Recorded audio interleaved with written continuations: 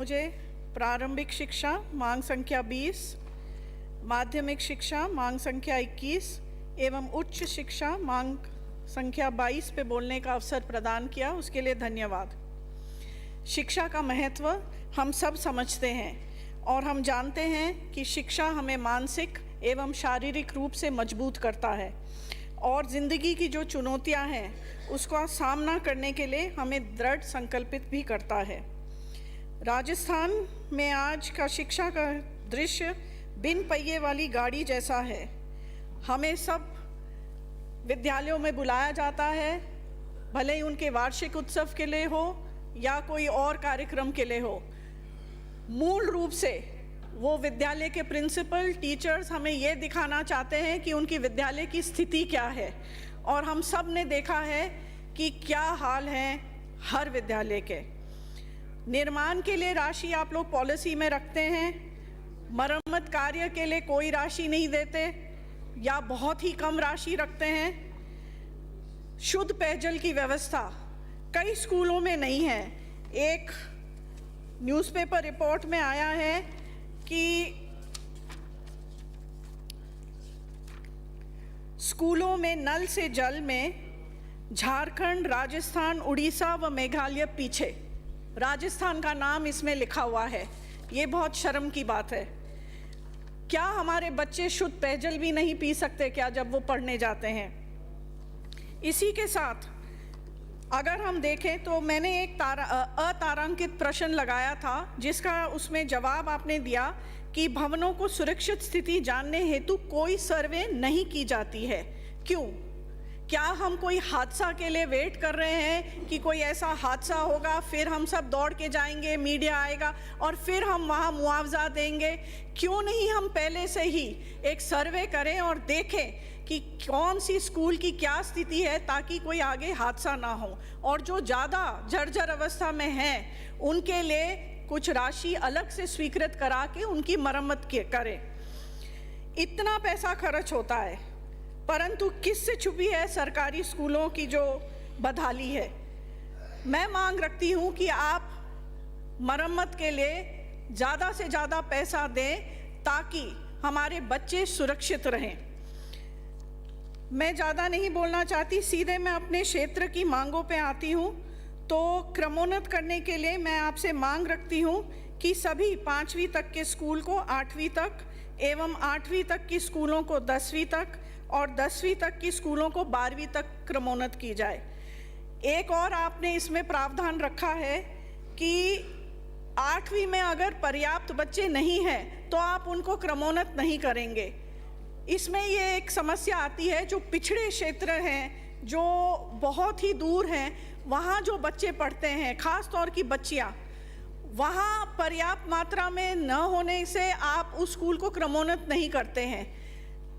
माँ बाप अपने बच्चों को स्कूल में इसलिए नहीं डालते हैं क्योंकि वो स्कूल 10वीं तक नहीं है कि फिर बाद में क्या करेंगे बच्चे। तो ये तो वो what came before the chicken और द एग पॉलिसी हो गई है।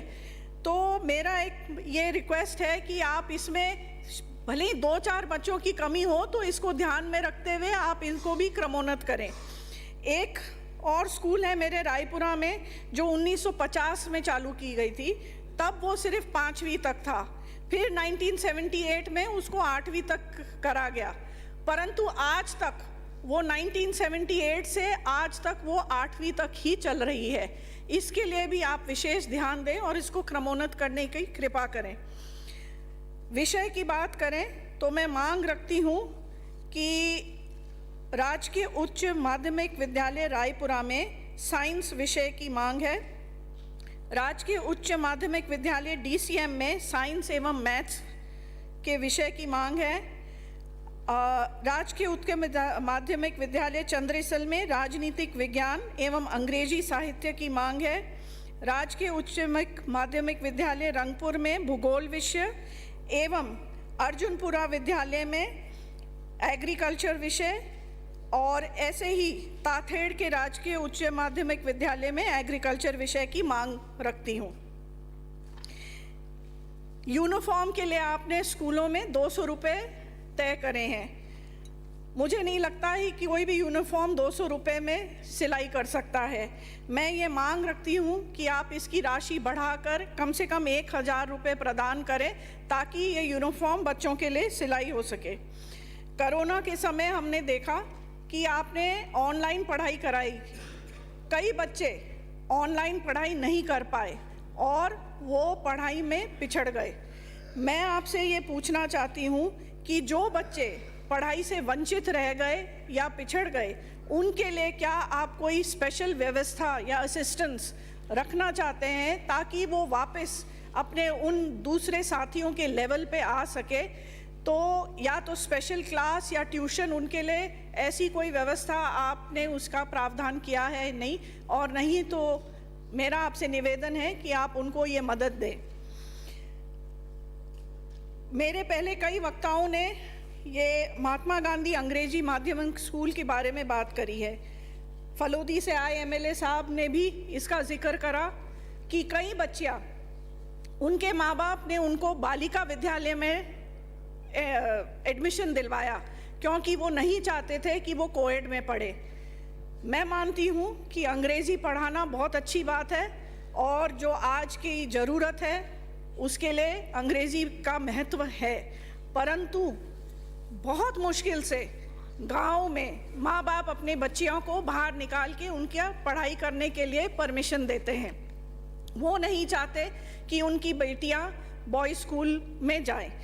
इससे जो आपने ये जो व्यवस्था करी, मेरे क्षेत्र में 2 राजकीय बालिका उच्च माध्यमिक विद्यालय को रूपांतरित करके इंग्लिश मीडियम प्रारंभ किया।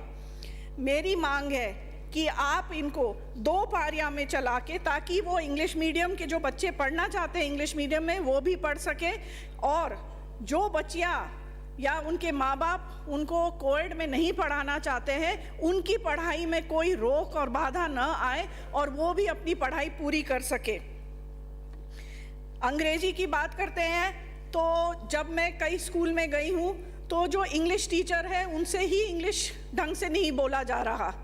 तो आप कैसे सब सब्जेक्ट्स को इंग्लिश में पढ़ाएंगे? कहाँ से ये टीचर्स आप उपलब्ध कराएंगे? ये मेरे समझ से पार है। महाविद्यालय की बात करूं तो बहुत दुर्भाग्यपूर्ण बात है कि लाडपुरा में एक भी महाविद्यालय नहीं है। मैं मांग रखती हूं कि आप कम से कम एक महाविद्यालय लाडपुरा में खोलें और एक कन्या महाविद्यालय भी खोलें। डीएमएफटी की बात करें तो जो फंड हमने जून के मीटिंग में स्वीकृत कराया था, तो उसमें कई स्कूलों के लिए भी फंड हमने स्वीकृत कराए थे। उसमें से जनजातीय बालिका छात्रावास के लिए भी पैसे हमने स्वीकृत कराए थे, परंतु आज तक उस डीएमएफटी फंड से एक भी रुपया खर्च नहीं हो पाया। ऐसे ही जब एमएलए के फंड से, मैंने अपने फंड से मीना समाज के छात्रावास के लिए पैसे दे रखे हैं और 10 लाख रुपए वो स्वीकृत हुए हैं, परंतु मैंने जब बैरवा समाज के छात्रावास के लिए पैसे दिए हैं वो आज तक स्वीकृत नहीं हो रहे।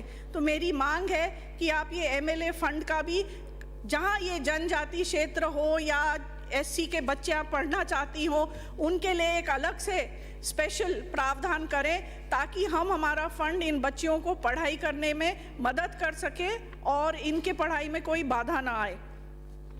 पेपर लीक की बात करें तो इसमें तो मेरे ख्याल से सबने काफ़ी लंबी इसमें चर्चा हो चुकी है, परंतु ये बहुत दुर्भाग्यपूर्ण है कि माँ बाप इतने मुश्किल से कोई सब्जी बेच के अपने बच्चों को पढ़ाता है, कोई किस परिस्थिति में अपने बच्चों को पढ़ाता है, और सबके पास वो 10 लाख रुपए नहीं है पेपर लीक को अपने बच्चे के भविष्य को आगे करने के लिए। तो उन बच्चों का भविष्य का क्या होगा जिनके माँ बाप के पास ऐसा पैसा नहीं है कि वो पेपर खरीद सके। Education is the movement from darkness to light. बच्चे हमारा भविष्य है और देश की सबसे बड़ी पूंजी उसके शिक्षित नागरिक है। अगर वो पढ़ेंगे तो वो आगे बढ़ेंगे, अपने पैरों पे खड़े होकर आत्मनिर्भर बनेंगे। 4 साल से मैं अपने क्षेत्र की इन मांगों को रख रही हूँ। मैं उम्मीद करती हूँ कि माननीय मंत्री जी यहाँ विराजे हैं, वो मेरी बातों पे ध्यान रखेंगे। And I and with A quote by Nelson Mandela, education is the most powerful weapon which you can use to change the world. और मैं मानती हूँ कि हम सब का दायित्व एवं कर्तव्य बनता है कि कोई भी शिक्षा से वंचित ना रहे। आपने मुझे बोलने का मौका दिया, उसके लिए धन्यवाद।